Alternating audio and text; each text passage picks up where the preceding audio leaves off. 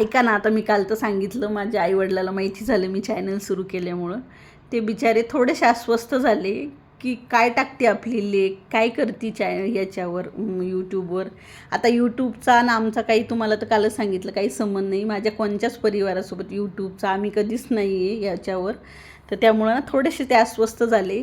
आता त्यांना वाटते की त्यांची लेक थोडीशी आगाऊ आहे. मी आगाऊ असं नाही आहे की नाही आहे मी आगाऊ म्हणून, पण तुम्हाला सांगते. पण असं काही नाही. त्यांनी पाहिलं मग माझे व्हिडिओ वगैरे. मग त्यांनी मला कॉल केला आईनी.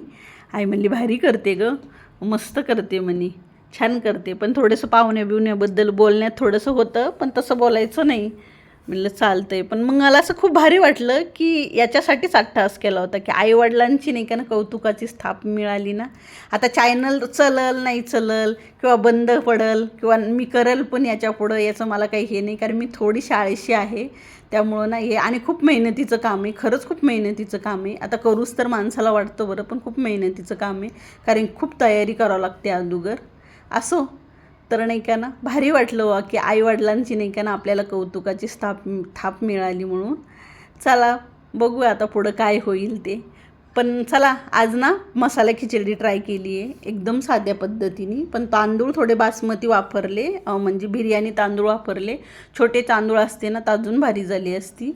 पण चला ट्राय करून बघितली आणि छान झाली. आमच्या गावाकडली होती, गावाकडं असंच मसाले खिचडी करतो आम्ही, तशी ट्राय केली, खूप भारी झाली आणि टेस्टी पण खूप झाली.